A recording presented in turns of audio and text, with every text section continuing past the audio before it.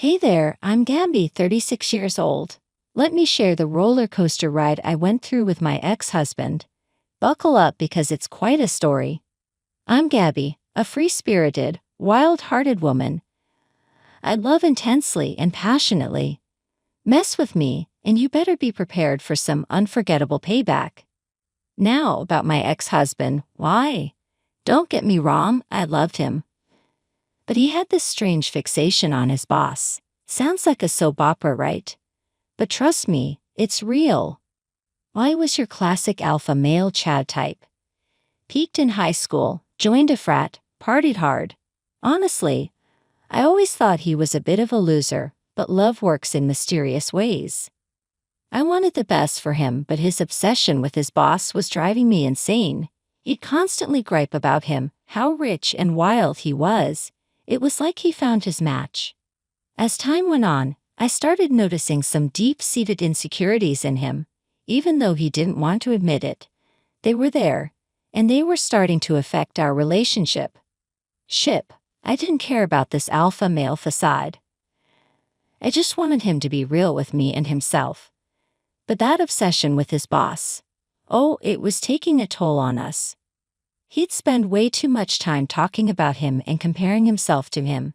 It was like a constant competition, and I felt like I was losing him to this bizarre boss crush. It got to a point where I couldn't take it anymore. One night, after we had yet another argument about his boss, I decided to confront him. I told him straight up that he needed to figure out his priorities because I wasn't going to play second fiddle to his boss. Here's how that conversation went down between Yas and me, word for word. Babe, you won't believe what Justin did today at work. He always tries to one-up me, and it's driving me crazy. Yes, seriously. Again with this Justin nonsense. Why do you even care so much about what he does? Just focus on your own work and be happy you have a job. You just don't get it, Gabby. He's always trying to show off, and I can't let him win. It's a matter of pride, you know. Pride? Oh, come on, Yas. This is getting ridiculous. It's like a never-ending pissing contest with you two. Can't you see that he's clearly better than you in some aspects? And that's okay. We all have our strengths. You aren't a lesser man just because he seems to be better than you. Better than me? You really think so? Thanks for the support, Gabby. That's not what I meant, and you know it. I'm just saying you should stop obsessing over him and focus on your own growth. You have so much potential, but you're wasting it on this stupid feud. You don't understand, Gabby. It's not just about him being better at work. It's about him having everything I don't. He's got a bigger house and a fancy car, and he's always taking his family on extravagant vacations. It's sick. And you think comparing yourself to him is going to solve anything? Yes, it's time to grow up and stop this toxic competition. You're so caught up in trying to outdo him that you're missing the good things you have in your own life. You're not being supportive at all, Gabby. I'm honestly disgusted.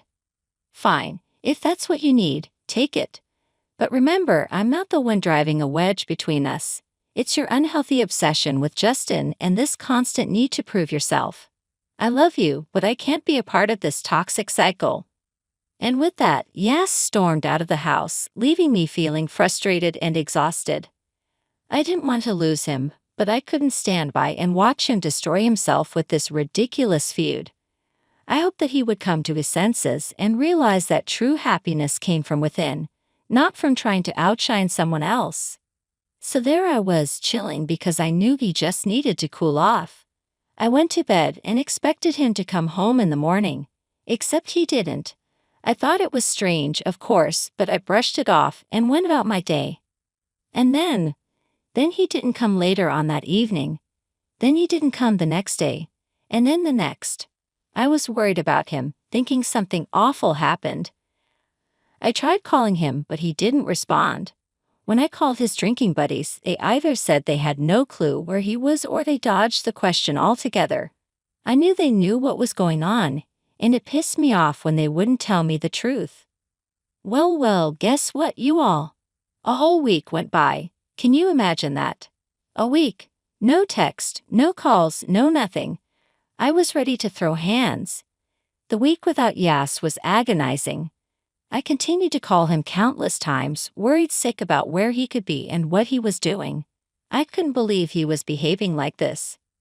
When he finally showed up at the door, I was both relieved and angry. He stumbled in, clearly drunk as hell, and to my shock he had some broad hanging on his arm. "Yes, where the hell have you been? I've been calling you all week, and you just ignored me. I've been worried sick." Oh, look who finally decided to show some concern. I've been busy celebrating my victory. Victory? What are you talking about? And who the heck is this? I'm glad you asked, my dear wifey, or should I say ex-wifey. Excuse me. Yep. I just bagged Justin's wife, Ursula, the ultimate payback. Babe, are you out of your damn mind?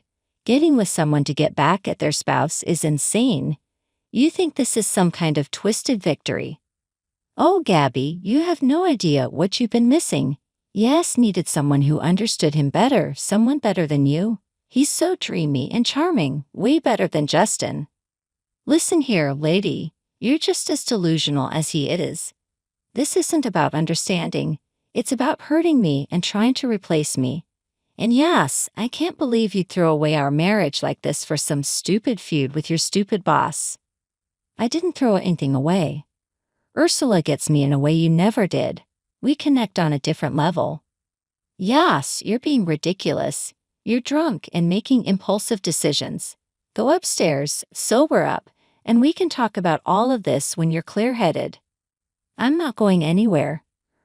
Ursula and I are done with you and this miserable marriage.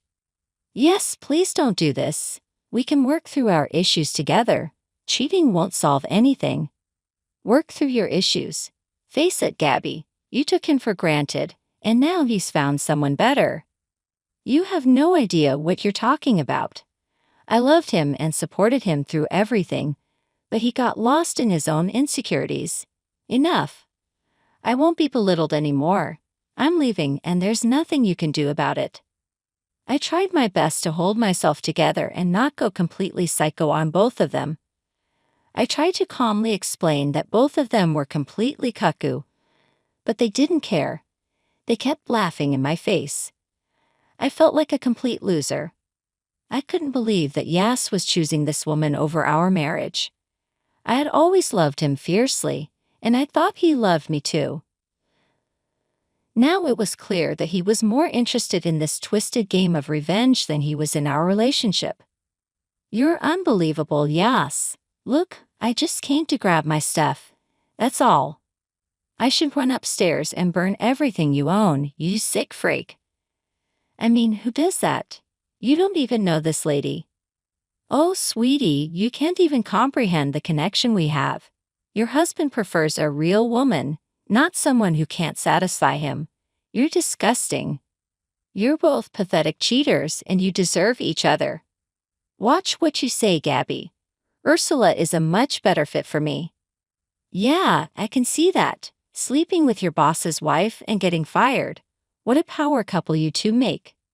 You think you're so perfect, don't you? Well, you couldn't keep your man satisfied and now he's mine. You can have him. I don't need a spineless coward who can't handle his own insecurities. Stop it, Gabby. This is why I can't stand being around you. You're so damn condescending. No, I'm standing up for myself. I won't let you walk all over me anymore. Just get your stuff and get out. Fine, I'm leaving. Don't bother, and don't bother trying to contact me. Ursula and I are starting a new life together. That's right, we're done with you and your drama. Good riddance. I deserve better than the two of you combined. Don't be like that, Gabby. It's not attractive. You're one to talk, buddy. You think any of this makes you look big and strong. You just look weak. Enough, Gabby. Shut the hell up. The only reason why you're acting like this is because you've realized just how badly you've messed up. You think you can find someone like me? Fat chance. You'll never find someone like me. I didn't even bother dignifying his stupid remark with a response. I just let them both go upstairs and collect Yaz's things. After Yas and Ursula finally left, I just broke down. I tried to act all tough in front of them, like their messed up actions didn't faze me. But inside I was a wreck. My whole world came crashing down in no time, and it hurt like hell. I spent nights crying my eyes out, feeling this heavy weight in my chest. It was like a never-ending ache of betrayal and heartbreak. How could Jess do this to me? How could he replace me so damn easily with someone else? In the following weeks, I couldn't help but check Yaz's social media. And what do I see? Him and Ursula living it up like they're some kind of power couple. It made me sick to my stomach. When Yas finally sent those damn divorce papers, it was like a slap in the face. He was serious about ending our marriage and starting fresh with Ursula. That's when anger took over and I decided no more playing the victim. It was time for my revenge. Okay, so here's what went down after I got the divorce papers. Neil, my ex-husband Yas's dad, came over to support me when I got them. It might have been weird, but we've always gotten along well. And to be honest, I've always found him pretty attractive. He's a good-looking, charming guy, the opposite of Yas in many ways. Anyway, Neil hugged me and apologized for his son's dumb behavior. I appreciated that. But then things got kind of intense.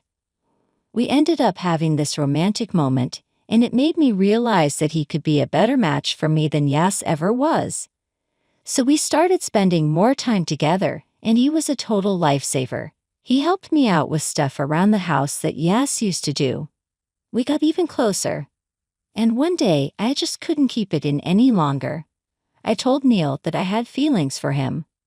Neil, can we talk for a moment? Of course, Gabby. What's on your mind? I don't know how to say this, but I've been feeling something more between us. More? What do you mean?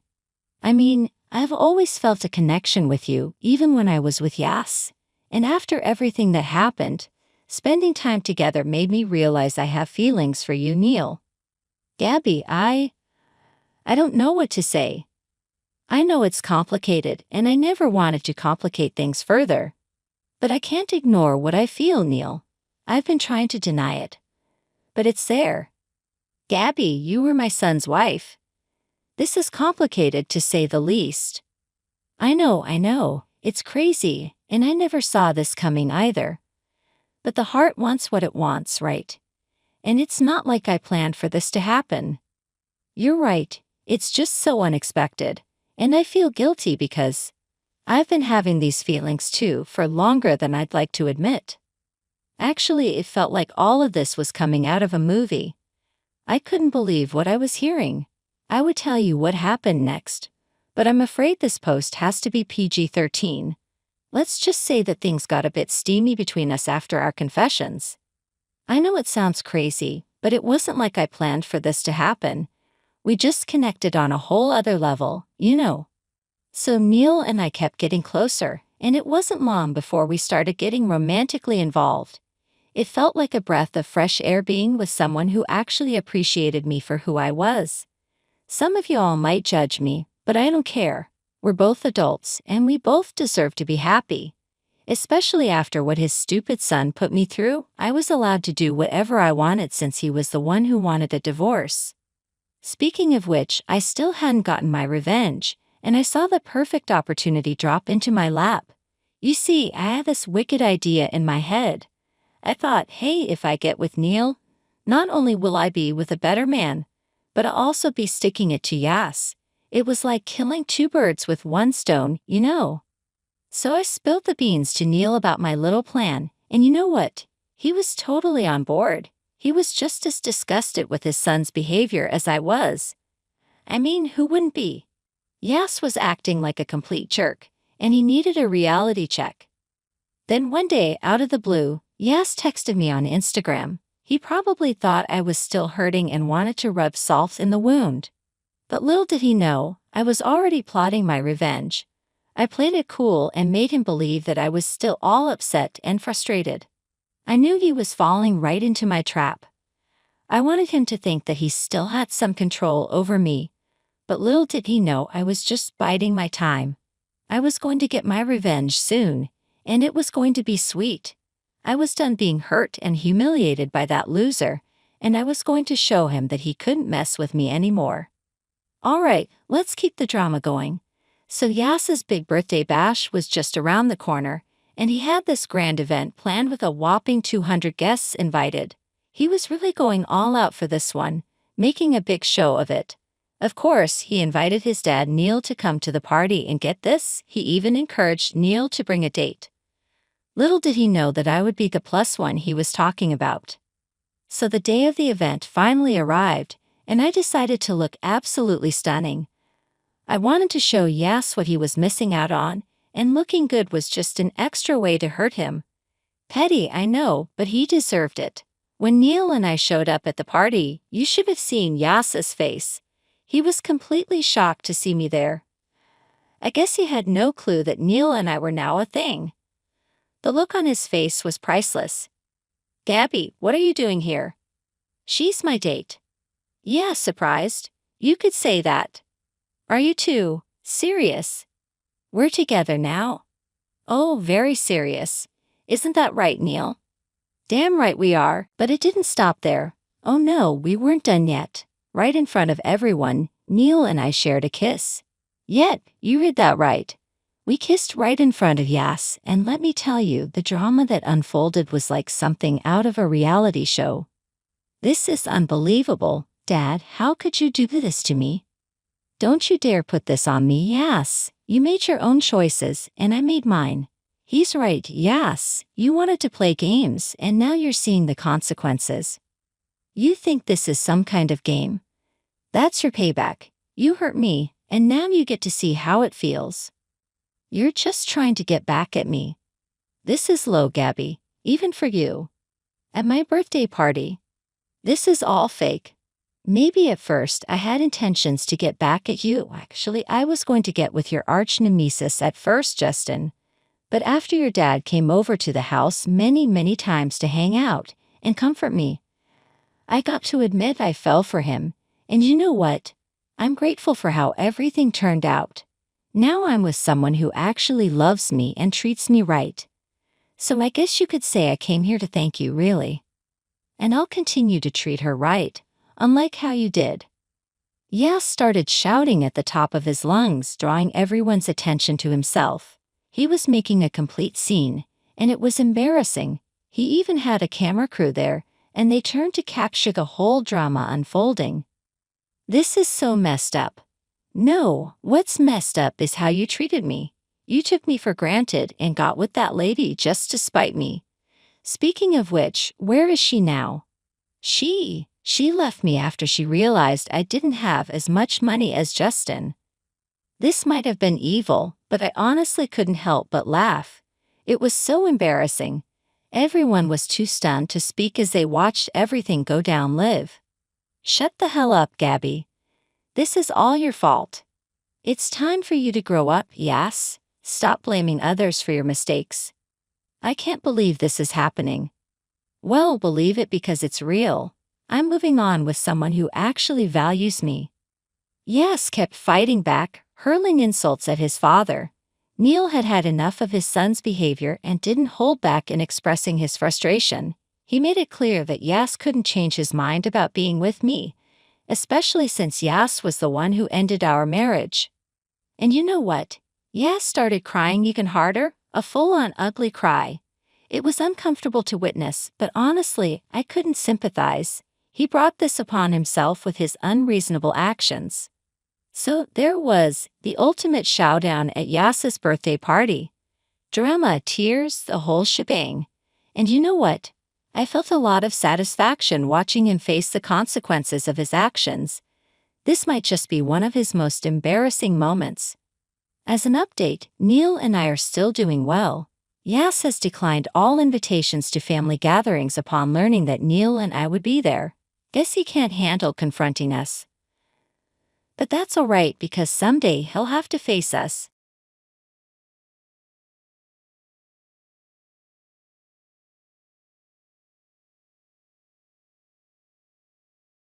In the quiet of our suburban home, the words hit me like a bolt from the blue. Isn't the baby adorable? Looks just like you. My heart skipped a beat as I stood frozen, a glass of water halfway to my lips. The voices came from the living room where my husband, Daniel, was on a video call. Curiosity mingled with a creeping unease. I tiptoed closer, peering around the corner. Daniel, usually so mundane in his conversations, had a strange look on his face. He quickly minimized the video call as I entered the room. "Hey, Claire. You're home early," he said, a little too casually. "Yeah, the traffic was light. Who were you talking to?" "Just some colleagues," he replied, avoiding eye contact. The moment lingered awkwardly before I shrugged it off and headed to the kitchen. I couldn't shake the feeling that something was off. My sister Emily's face flashed in my mind, but I quickly dismissed the thought. She'd been out of touch lately, busy with her own life, or so she said. Later that evening, as I lay in bed, the shadows of doubt crept in. Daniel and I had been drifting apart, our conversations dwindling to mundane pleasantries. Was it just the wariness of our 5-year marriage or something more? The next day at work, I couldn't focus. My role as a marketing executive, which I usually loved, felt dull and unimportant. My mind kept drifting back to that overheard conversation. The more I thought about it, the more the pieces didn't fit. Emily, with her vibrant personality and stunning looks, had always been the center of attention. I, on the other hand, had found solace in my career, away from the shadows of comparison. I decided to call Emily. The phone rang, but no answer. I sent a text, but it remained unanswered. This wasn't like her. Emily was many things, but silent wasn't one of them. That night I confronted Daniel. "Is there something going on between you and Emily?" I asked, my voice trembling slightly. "What? No, of course not," he replied a little too quickly. His denial did little to quell the storm brewing inside me. The following week, I received an invitation from Emily to meet for coffee. She sounded upbeat, but there was a nervous undertone in her voice that I couldn't place. My mind raced with possibilities as I prepared for what was to come. At the cafe, Emily's smile didn't reach her eyes. She fidgeted with her coffee cup before blurting out, "Claire, I'm pregnant." The news hit me like a wave. Pregnant? My sister, who always said she wasn't ready for such commitments?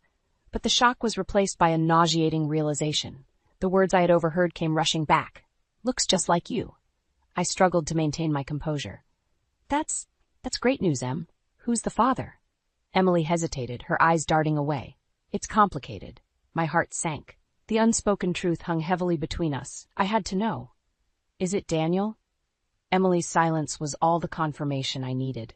A sick feeling settled in my stomach as the pieces of the puzzle clicked into place. The late nights, the unexplained absences, the whispers in the corner. It all made sense now. I stood up, my chair scraping loudly against the floor. "How could you?" My voice was a mix of anger and disbelief. "Claire, I'm sorry, I never meant for this to happen." Emily stammered. I didn't wait for her to finish. I walked out of the cafe, my mind racing. This betrayal was a wound too deep, a cut too sharp. I needed to act, to make them feel the weight of their deceit. As I drove home, a plan began to form. Daniel and Emily, they would pay for what they'd done. Revenge, cold and calculated, was the only path forward. I wouldn't let them get away with shattering my world. They would learn the hard way that betrayal comes with a price. The days following the cafe were a blur of anger and disbelief. I moved through them like a ghost, my mind obsessively replaying Emily's confession and Daniel's betrayal. Work became my only refuge, a place where I could bury my emotions in deadlines and presentations. At home, I watched Daniel with a new lens, seeing him not as my husband, but as a stranger. His every gesture, every word, felt like a mockery of our marriage. I needed time to plan my next move, so I kept my knowledge of his affair hidden, wearing a mask of normalcy. One evening, as we sat at dinner, a meal I had prepared with feigned normality, I decided to probe further. "So, how's work been? Any interesting projects?" I asked, my voice steady. "It's been the usual. Nothing much. Just busy with meetings and deadlines," Daniel replied, his eyes on his plate. "I see. And how's Emily? We haven't seen her in a while," I ventured, watching his reaction closely. He paused, a flicker of something crossing his face. "Emily? I don't know. We don't really talk much." I nodded, a cold rage building inside me. The lies were as effortless to him as breathing. As the days passed, I began to gather evidence. I quietly accessed Daniel's phone, uncovering a trail of messages and calls to Emily that confirmed my worst fears. Their deceit was not just a fleeting mistake, but a calculated betrayal. One night, lying in bed next to Daniel, the injustice of it all hit me. Here I was, a successful professional, a loyal wife, reduced to playing detective in my own marriage. Daniel's steady breathing next to me felt like an insult. "I can't believe you," I whispered into the darkness, my words a vow of retribution. The following week was a strategic play of gathering evidence and planning my revenge. I contacted a lawyer, discreetly setting the wheels in motion for a divorce that would leave Daniel with nothing. I also started documenting every financial transaction, preparing for the inevitable legal battle. But it wasn't just about the legalities. I wanted them to feel the burn of their actions, to suffer as I had. I began to spread hints of Emily's affair within our social circle, carefully crafting a narrative that would tarnish her reputation. I watched as the rumors took hold, seeing her once-admired image start to crumble. Meanwhile, I played the part of the dutiful wife to Daniel, all while setting the stage for his downfall. My plan was meticulous, a slow poison that would leave him reeling. The final piece came when I discovered Emily was planning a baby shower, the perfect opportunity to expose them, to reveal their sordid affair to everyone they knew. As I prepared for the day, a cold determination settled over me. This was the moment of reckoning. They would pay for their betrayal, and I would be the architect of their downfall. The baby shower was set in a quaint local hall, decorated with pastel balloons and a banner that read, "Welcome, little one." I arrived early, my heart a battlefield of anger and anticipation. As guests trickled in, I mingled, my smile a practiced mask hiding my true intentions. Emily was radiant, unaware of the storm brewing. She moved through the crowd, the picture of blissful ignorance. My resentment towards her deepened with each congratulatory hug she received. Then, as the room filled with chatter and laughter, I found the moment I had been waiting for. I clinked my glass, signaling for attention. The room quieted down, all eyes on me. "I'd like to say a few words," I began, my voice steady. "Emily, you look absolutely beautiful today. Motherhood suits you." Emily beamed. "Thank you, Claire. That means a lot coming from you." I paused for a moment, letting the tension build. "I also think it's important for us to acknowledge the father of the child on this special day." I turned towards her, my gaze unwavering. After all, a baby is a celebration of both parents, right? The room fell into an uneasy silence. Emily's smile faltered, her eyes searching mine for an explanation. "It's just so wonderful that Emily has found happiness," I continued, my voice laced with venom, "even if that happiness is built on betrayal and deceit." Whispers erupted around the room. Emily's face drained of color, her eyes widening in shock. "What are you saying, Claire?" she stammered, her voice barely above a whisper. "I'm saying that the father of your child is none other than my husband, Daniel," I declared, the words slicing through the room like a knife. Gasps and murmurs filled the air. Emily looked around frantically, as if seeking an escape. This isn't true. Claire, why would you say something like that?" she managed to say, her voice trembling. "Oh, but it is true, dear sister," I said coldly. "I have all the evidence. Text messages, emails, late-night calls. You two didn't do a very good job of covering your tracks." Emily's facade crumbled, her eyes brimming with tears. "Claire, I'm so sorry. It was a mistake." "A mistake?" I laughed bitterly. "Destroying a marriage is not a mistake, Emily. It's a choice you both made." The room was thick with tension, the festive atmosphere now a distant memory. I looked around at the stunned faces, my message delivered loud and clear. "I hope you both find happiness in the ruins you've created," I said, turning to leave the shattered celebration behind. As I walked out, I felt a weight lift off my shoulders. The truth was out, and with it, the first step of my revenge was complete. Emily and Daniel's betrayal was now exposed for all to see, their perfect images shattered by their own selfish actions. The aftermath of the baby shower was like a wildfire, the scandal spreading through our social circles with ferocious speed. Emily's reputation, once pristine, was now tarnished with whispers of infidelity and deceit. As for Daniel, he returned home to find his belongings neatly packed in the living room, a clear message that his presence was no longer welcome in my life. "Claire, we need to talk about this," Daniel pleaded, his voice a mix of desperation and disbelief. "There's nothing to talk about," I said, my voice icy. "Your things are packed. I suggest you find somewhere else to stay." "Please, let me explain," he implored, stepping towards me. I held up my hand, stopping him in his tracks. "Save it, Daniel. I know everything. I've seen the messages, the emails. You betrayed me, with my own sister no less. There's no coming back from that." "But I love you, Claire. It was a mistake, a terrible mistake," he stammered. "Love?" I scoffed. "Your actions speak louder than your words, Daniel. You made your choice, and now you have to live with the consequences." He looked at me, his eyes searching for a sign of forgiveness, but there was none to be found. "Where will I go?" he asked, his voice breaking. "That's not my concern. You should have thought about that before you destroyed our marriage," I replied, unmoved. As he left, I felt a sense of satisfaction. The first part of my plan was complete. Daniel was out of my life, but my revenge was far from over. The next phase was to ensure that Emily faced the full extent of her actions. I contacted a few friends in the media, providing them with enough information to fuel the scandal. The story of the affair between a respected marketing executive's husband and her sister made for sensational news. Emily's name was now synonymous with betrayal. I watched as Emily's social media accounts were flooded with hateful comments. Her once cheerful posts were now met with scorn and disdain. She called me several times, but I never answered.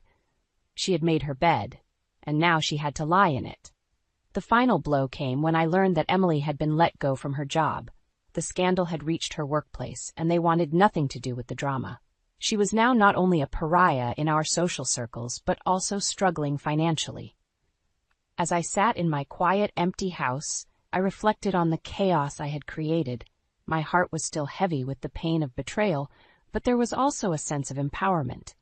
I had taken control of the situation, and in doing so, I had made them pay for their deceit. In the weeks that followed, the fallout from my revelation continued to unfold. Daniel's attempts to contact me became more desperate, but I ignored each call and message.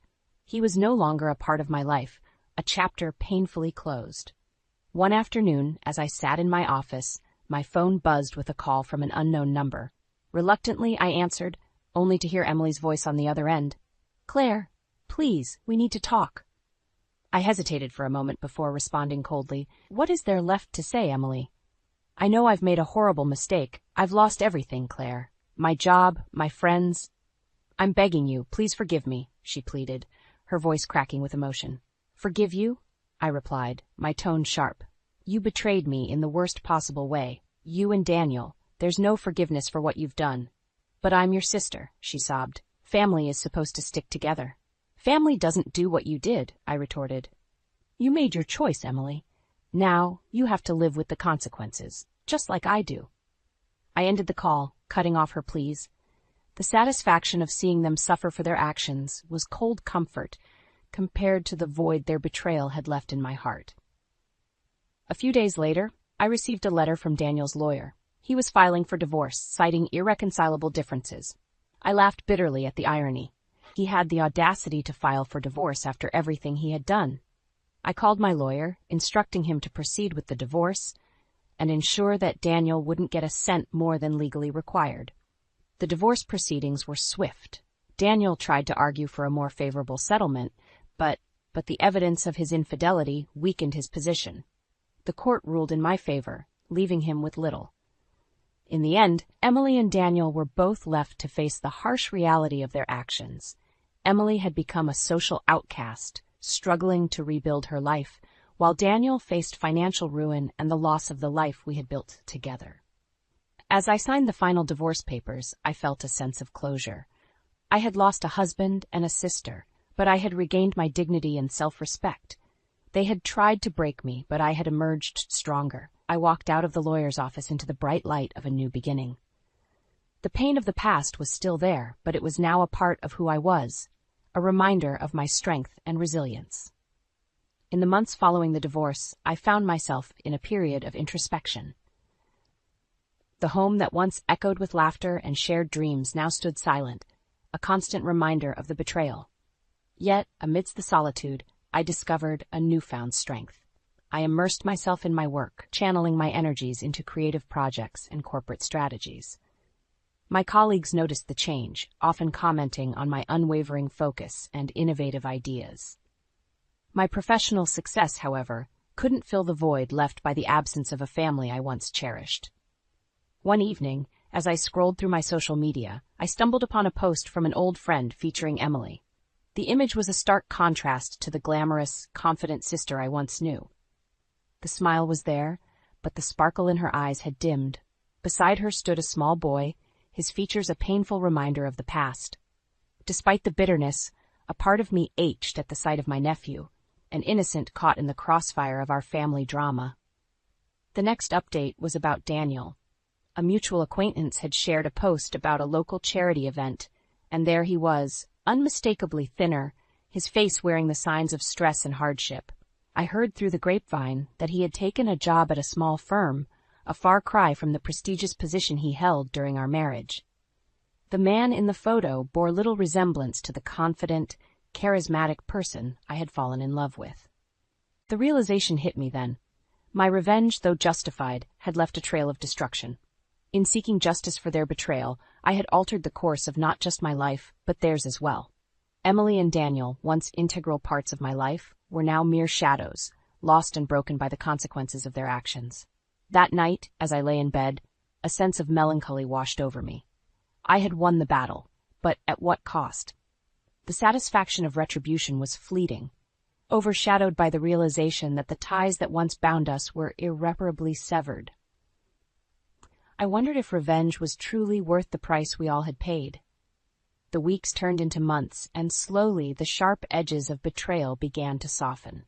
I learned to find joy in the small things: a successful campaign at work, a weekend retreat with friends, the quiet moments of solitude that allowed me to reconnect with myself.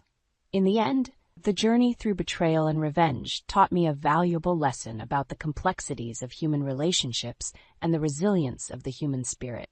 I emerged from the ordeal not as a victim, but as a survivor, forged by the fires of adversity into a stronger, more self-assured individual.